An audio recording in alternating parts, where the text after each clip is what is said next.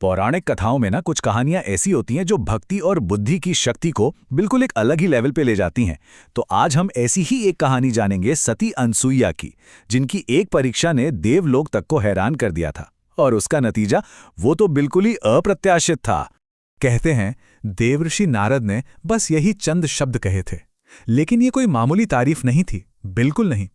इन्हीं शब्दों ने देवलोक में एक ऐसी हलचल मचा दी जिसकी किसी ने कल्पना भी नहीं की थी, और यहीं से एक दिव्य परीक्षा की नींव रखी गई। तो कहानी की शुरुआत होती है स्वर्ग से, जब नारद मुनि के कहे ये शब्द 3 महादेवियों के कानों तक जा पहुंचे। अब देखिए, जब देवी लक्ष्मी, सरस्वती और पार्वती ने सुना कि किसी साधारण मानव स्त्री का पतिव्रता धर्म उनसे भी महान बताया जा रहा है, तो उनके मन में एक सवाल उठा और शायद एक हल्की सी ईर्ष्या भी जागी। और बस उन्होंने फैसला कर लिया कि अनसुईया की इस भक्ति की परीक्षा तो होकर रहेगी। और इस परीक्षा को लेने के लिए किसे भेजा गया? किसी और को नहीं, बल्कि खुद त्रिदेवों को। सृष्टि के रचयिता ब्रह्मा, पालनहार विष्णु और संहारक शिव। अपनी अपनी पत्नियों के कहने पर वे तीनों ही अनसुईया के सतीत्व को परखने के लिए धरती पर उतर आए। धरती पर पहुंचकर इन तीनों देवताओं ने अपना भेष बदल लिया, थके हारे साधुओं का रूप धरा और सीधे पहुंच गए सती अनसुईया के आश्रम। अनसुईया ने उन्हें अतिथि मानकर उनका पूरा सत्कार किया, क्योंकि अतिथि सेवा तो परम धर्म माना जाता है। वो उनकी सेवा के लिए पूरी तरह से तैयार थीं। लेकिन उन साधुओं ने एक ऐसी शर्त रख दी जो किसी भी स्त्री के लिए अपने धर्म के अपमान जैसी थी। उन्होंने कहा कि वो भोजन तभी करेंगे जब अनसुईया उन्हें निर्वस्त्र होकर भोजन परोसेंगी।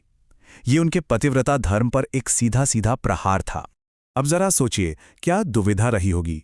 एक तरफ था अतिथि धर्म, जो भूखे को घर से लौटाने की इजाजत नहीं देता, और दूसरी तरफ पतिव्रता धर्म, जो किसी भी कीमत पर भंग नहीं किया जा सकता था। ये एक ऐसी अग्नि परीक्षा थी जहां दोनों ही रास्ते एकदम असंभव लग रहे थे। इस अजीब सी शर्त को सुनकर अनसुईया को एक पल में ही सब समझ आ गया कि ये कोई साधारण अतिथि नहीं है, ये तो उनकी परीक्षा लेने आए हैं। पर वो घबराए नहीं, ना ही उन्होंने गुस्सा किया। उन्होंने अपनी भक्ति की शक्ति पर पूरा भरोसा किया।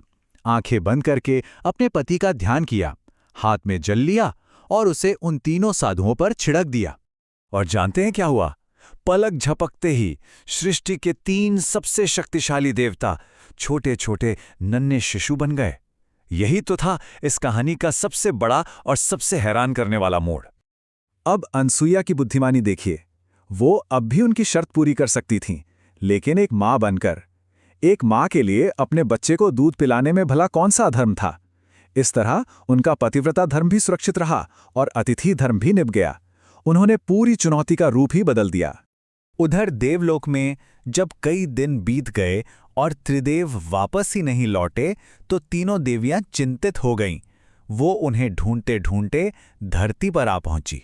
जब वो अनसुईया के आश्रम में पहुंची, तो उन्हें अपने पति नहीं, बल्कि पालने में झूलते हुए 3 एक जैसे शिशु मिले। हालात ऐसे बदले कि वे अपने ही पतियों को उन शिशुओं में पहचान तक नहीं पाईं। सोचिए, पूरी बाजी ही पलट गई थी। जो देवियां एक साधारण स्त्री की परीक्षा लेने आई थीं, आज वही उस स्त्री के सामने हाथ जोड़कर खड़ी थीं, अपने पतियों को वापस पाने के लिए विनती कर रही थीं। उन्होंने अपनी गलती मानी और अनसुईया से क्षमा मांगी। अनसुईया के कहने पर तीनों देवता अपने असली रूप में वापस आ गए। वो अनसुईया की भक्ति और ज्ञान से इतने ज्यादा प्रसन्न हुए कि उन्होंने कहा, तुम्हारी पवित्रता से हम बहुत प्रसन्न हैं, कोई भी वरदान मांगो। और अनसुईया ने क्या वरदान मांगा?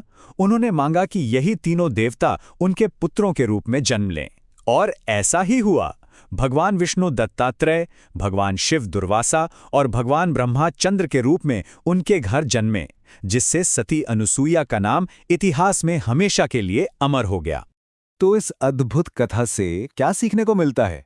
यही कि असली ताकत सिर्फ बल में या पद में नहीं होती, बल्कि इरादों की पवित्रता और बुद्धि में होती है। अनसुईया ने साबित कर दिया कि अगर निष्ठा सच्ची हो, तो नामुमकिन लगने वाली मुश्किलों का भी हल निकाला जा सकता है। यह कहानी हमारे लिए एक सवाल भी छोड़ जाती है कि जब हमारे सामने कोई ऐसा मुश्किल विकल्प आए जहां दोनों रास्ते गलत लग रहे हों, तो क्या हम भी बल के बजाय बुद्धि से कोई तीसरा रास्ता निकाल सकते हैं? एक ऐसा रास्ता जो पूरी चुनौती को ही बदल के रख दे।